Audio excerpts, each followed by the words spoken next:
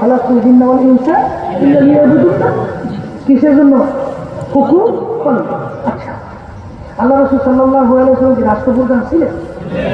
ও আমরা জানেন না, না ও জানেন না, কি ছিল? আল্লাহ রাসূল সাল্লাল্লাহু রাজনীতি করছে? আচ্ছা, সাহাবায়ে কেরামরা ছিল? রাজনীতি করছে। আর বলতে পারে হুজুর বর্তমানে যে পোষা রাজনীতি মানব রচিত তন্ত্র মাত্র কুবরি, হুজুর ওইটা করি না, এটা ঠিক আছে। কিন্তু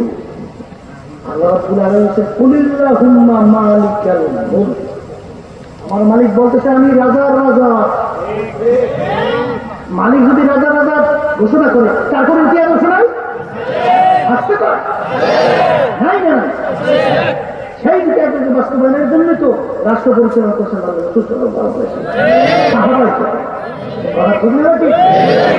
আমরা রাজনীতি করি তাও ইবাদতের জন্য, নামাজ পড়ি কিসের জন্য? বলেন ইবাদতের জন্য। রোজা রাখি কিসের জন্য? ইবাদতের জন্য। হজ করি কিসের জন্য? রাজনীতিও করি ইবাদতের জন্য।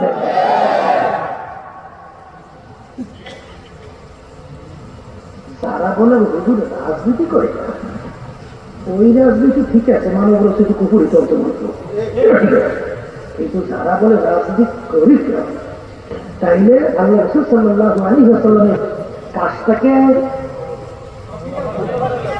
আর অস্বীকার করলে আপনার ইমানের দিকে তাকাই আপনি মুখে প্রশ্ন করে আপনার ইমানের অবস্থা কি?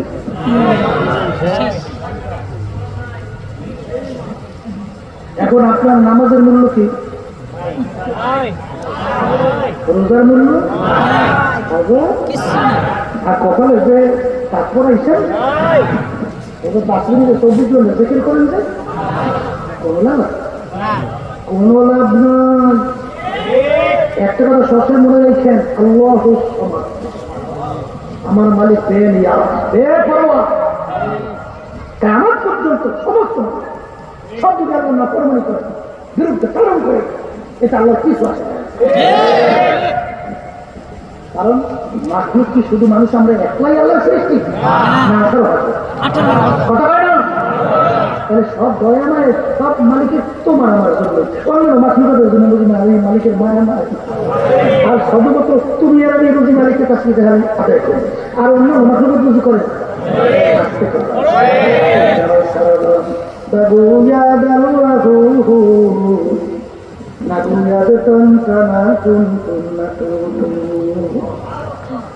কবরের যাত্রীরা পাখি টুন টুন টুন টুন শব্দ করে, তোমার আমার কানে শোনা যায় টুন টুন শব্দ করে।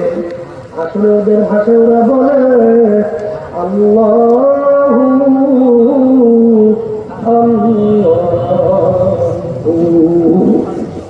কি আমরা পানি কি বলি? পানি না, হিন্দুরা পানি বলে পানি আর জল শুনতে একই রকম শুনছেন না ভিন্ন? ভিন্ন জিনিস কি? পানি। ইংরেজি ভাষা বলে কি ওয়াটার, শুনতে ভিন্ন না জিনিস, কিন্তু আরবি ভাষা বলে কি মাউ, শুনতে ভিন্ন না জিনিসই ভিন্ন। তোমার আমার বাড়ি মোরগটা ডাক দেয় কুকুর টুকু, তোমার আমার কানে শোনা যায় কুকুর টুকু। ওদের ভাষা ওরা বলে আল্লাহু আল্লাহু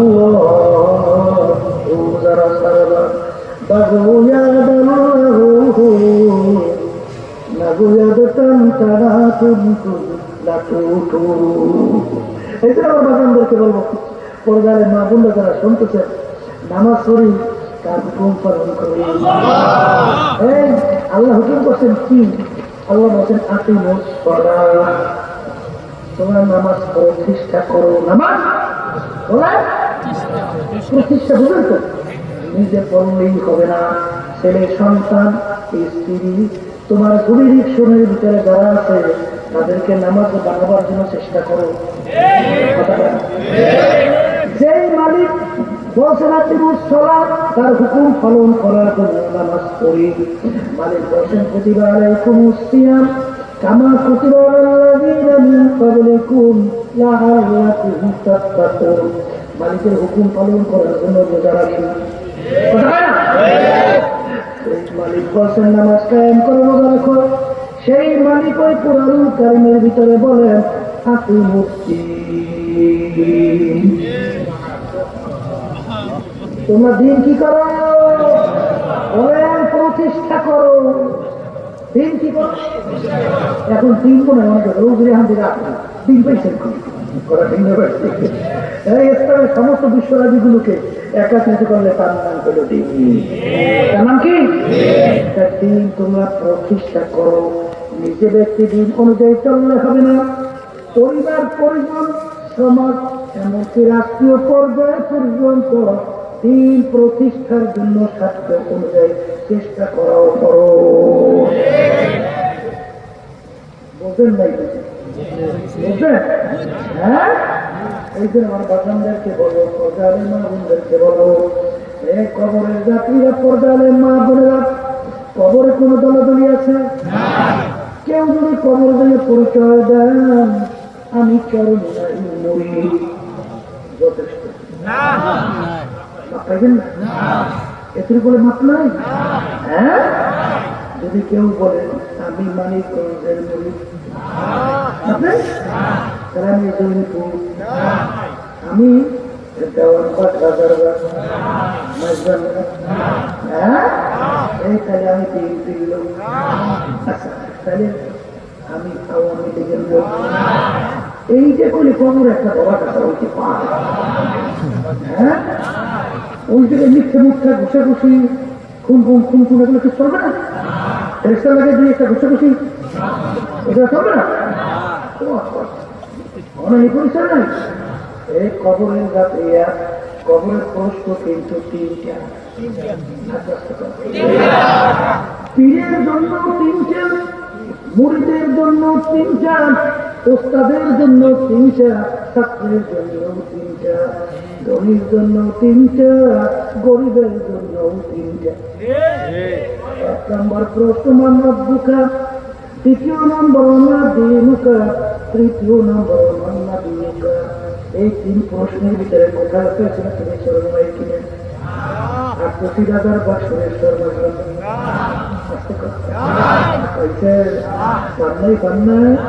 যদি না পাও, আমি আবার বাগানদেরকে বলবো, পর্দালে মা বোনদেরকে বলবো, তোমার কবরে তুমি যাবা,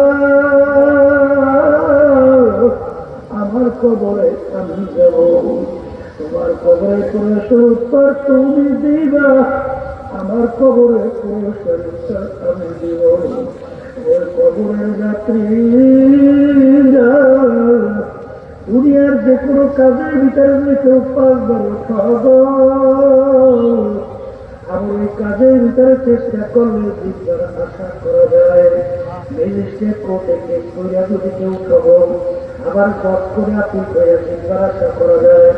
10 করে খবলে হাইকোর্ট, সেখানে থাকলে সুপ্রিম কোর্ট সিঙ্গেল বেঞ্চ, সেখানে থাকলে সুপ্রিম কোর্ট করবে, সেখানে থাকলে প্রেসিডেন্ট কোর্ট, সেখানে থাকলে আন্তর্জাতিক কোর্ট। এরকম ধাপ্পাই ধাপ অনেক আপিলের সুযোগ আছে না নাই? কবরের যাত্রীরা, তোমার আমার সামনে আখিরাতের 5টা মামলা দাঁড় হইয়া আছে। এই মামলা যদি খোদা রাখে একবার কেউ খাওয়া, আর দ্বিতীয়বার দুনিয়াতে এসে আপিল করিয়া একবার কিন্তু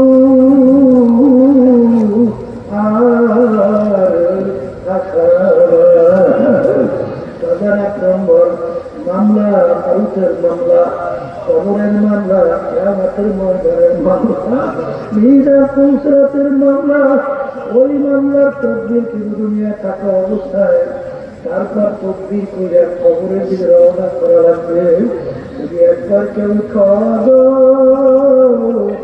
আর দ্বিতীয়বার তদবিরের আর সুযোগ নাই। আমার বাগানদেরকে বলবো, বড় লোক বাগানদেরকে বলবো, শিক্ষিত আমার বাগানদেরকে বলবো, পর্দালের মানুষদেরকে বলবো, কোরআনুল কারীম এখন আমাদের মাঝে আছে না নাই? কোরআনুল কারীম এখনো চ্যালেঞ্জের আয়াত আছে না নাই? এক মানুষ যা পারে অন্য মানুষটা পারে না, এরকম ইতিহাস দুনিয়াতে নাই। আল্লাহ রাসূল সাল্লাল্লাহু আলাইহি ওয়াসাল্লাম দুনিয়ার দিক থেকে আল্লাহ তাকে উম্মি বানাইছিলেন, নিজের দস্তখত নিজের সাইন করতে জানতেন না। মায়ের পেটে থাকা অবস্থায় আল্লাহ রাব্বুল আলামিন তার আব্বাকে দুনিয়াতে নিয়ে এসেছিল। দুনিয়াতে আসার পরে বছর 6 বয়স আল্লাহ তার আব্বাকে দুনিয়া থেকে নিয়ে গেল। শুধু 6 বছরের বাচ্চা বাহারা দুনিয়া কোনো শিশুর কাছে পড়ার সুযোগ পায় নাই। আল্লাহর হাবিবের উপরে 30 পারা কোরআন কারীম নাযিল হইল। তার শুরুতে আল্লাহ রাব্বুল আলামিন চ্যালেঞ্জ হিসেবে বলল, যালিকাল কিতাব লা রাইবা ফীহ। যখন এই মেরি ক্যারিবিয়ান ওই যে টরেন্টো ইউনিভার্সিটির প্রফেসর যখন তিনি রিসার্চ করলেন, দেখে কোরআনুল কারীম সত্য, তখন নিজে কালিমা পড়ে মুসলমান হয়ে গেল। আমার বন্ধুরা মুসলমান, আমার বাগানা মুসলমানের ঘরে জন্মগ্রহণ করিয়া বাগান কিছুদিন আগেও দেখছে আমেরিকার এক পাদ্রী খ্রিস্টানদের এক ধর্মযাজক, তিনিও রিসার্চ করার পরে সেদিন কালিমা পড়ে মুসলমান হয়ে গেল।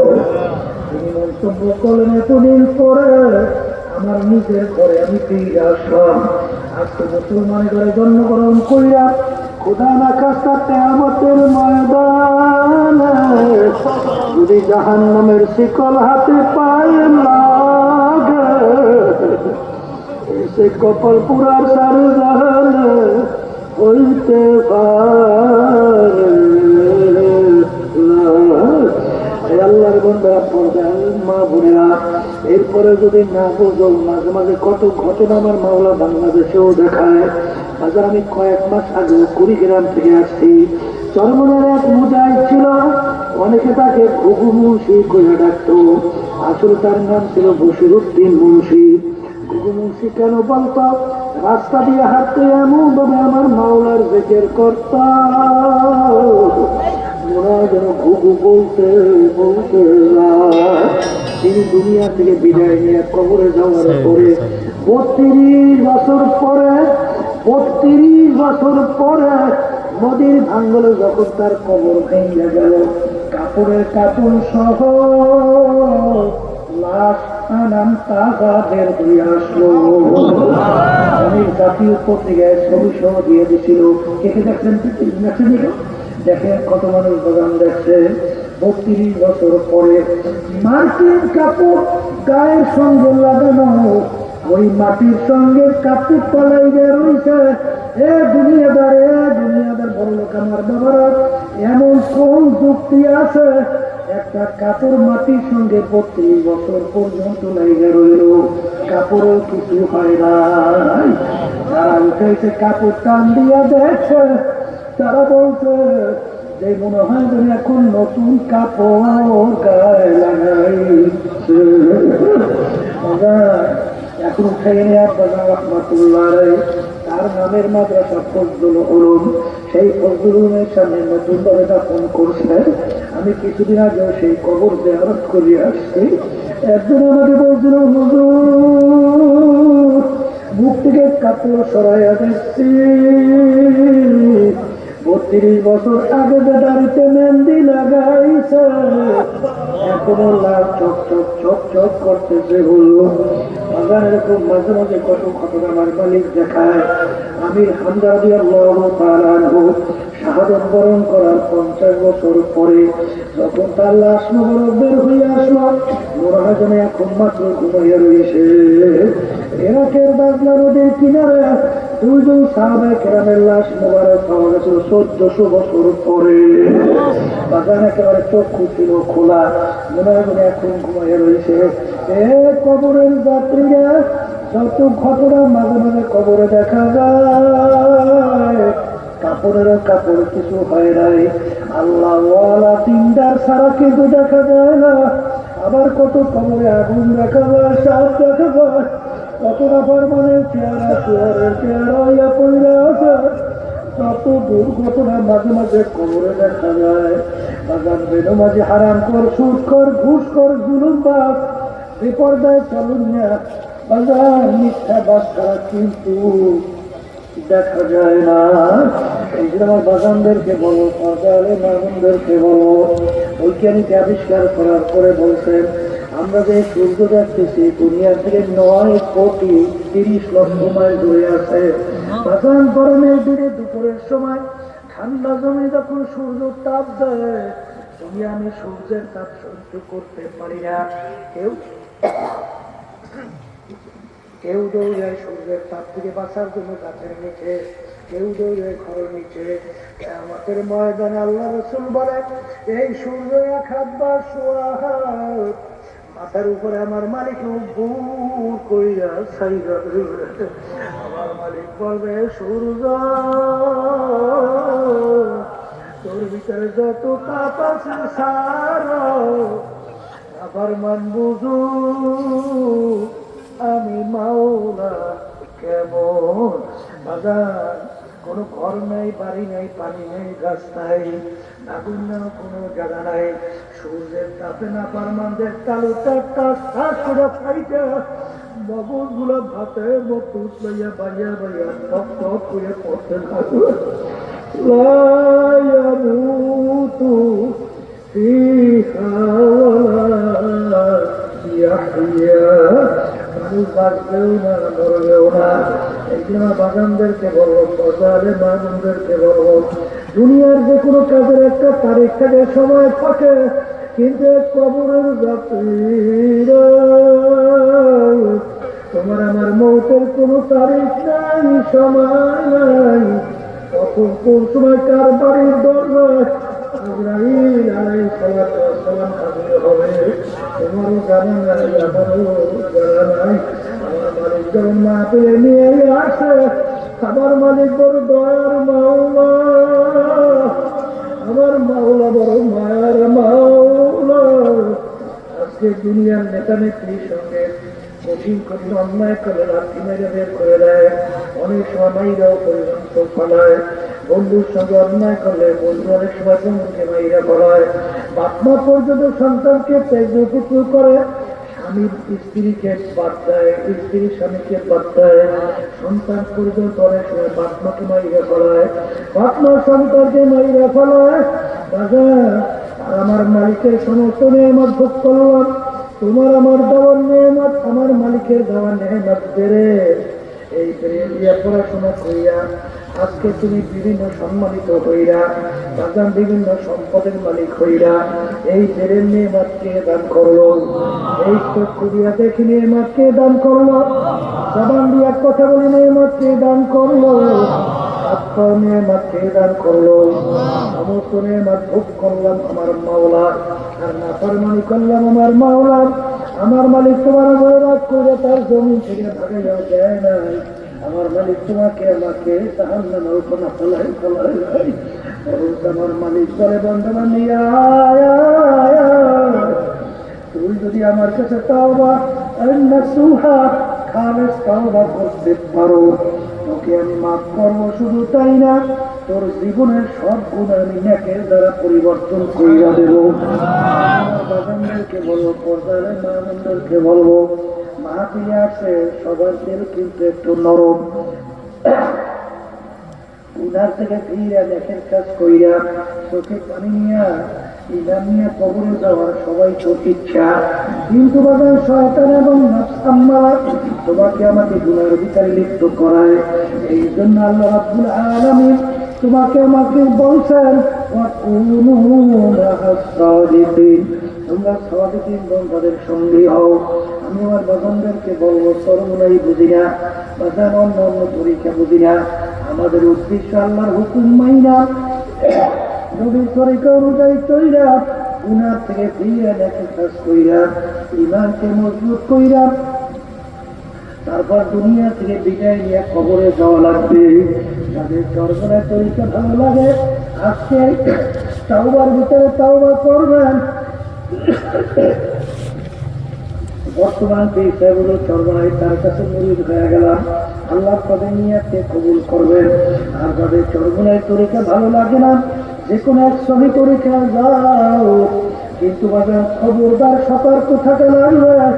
যে এক শ্রেণী বর্তমানে পীর মুরিদের নামে তারা আজকে ইমান হারা করতেছে, জয় বলার কথা ঠিক না? আজকে দিনের একটা অংশ মানে আর একটা অংশ মানে না। কিন্তু আল্লাহ বলছেন দিনের ভিতরে পুরি ঢোকা লাগবে। যাদের ভিতরে দিনের পুরা আমল আছে, নিজে করে আপনাকেও করার জন্য বলে, এরকম বাজার নেককার এমন আল্লাহ আমাদের কাছে যাইয়া এরকম দিনদার এরকম সবে দিন বন্ধের সঙ্গী হইয়া আমাদের বিশ্ব গুণা থেকে ফিরে নেকের কাজ কইরা ইমানকে মজবুত করিয়া কবরে যাওয়া লাগবে। আল্লাহুম্মা আমিন। ঘরের মেয়ে লোকের হাসি ছাড়া আমার কথা মনে করো, দুই চোখের পানি ফেলা আমার মাওলার দরবারে কান্দ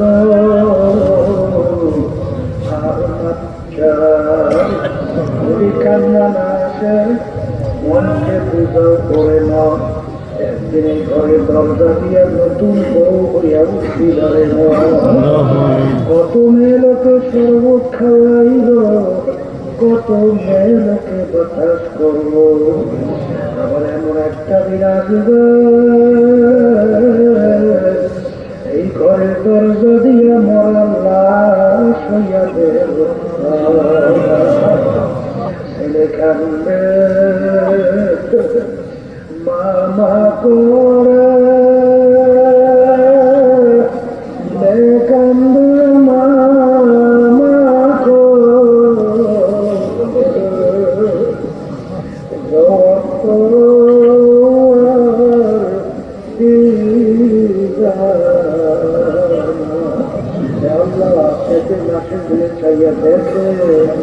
আপনার বন্ধা কি কান্দে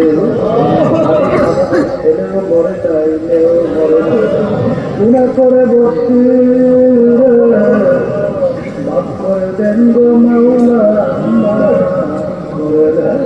আল্লাহর বন্ধারা জোর করে কান্দে, চোখে পানি আসে, চোখের ভিতরে পানি আসে, আমার নামে আগুন দৌড়ছে, আমরা চোখের পানি ছাড়া ঠান্ডা হবে। মাপে হইল, যারা মাপের জন্য চেষ্টা কাজে সাহায্য করলো, আমরা যারা মাপে উপস্থিত হয়ে গেলাম, আমাদের সবাই এবারে খাস মেহেরবানি নজর করলাম। হাত তুলছি জানি না এই উপস্থিতের কার আম্মা, কার আব্বা, কার আত্মীয় স্বজন অন্ধকার কবরে শুইয়া আমাদের দিকে চাইয়া আছে। মালিক আমরা দোয়া করবো না, তাদের কবরকে বেহেশতের বাগান বানা। আল্লাহ ফিলিস্তিনি মুসলমানের কাছে বিচার দান করে, আল্লাহ ইহুদির জানে এবং ওদের যারা সহযোগিতা করতেছে হেদায়ত দেন, নাহলে আপনাদেরকে ধ্বংস করে দেন।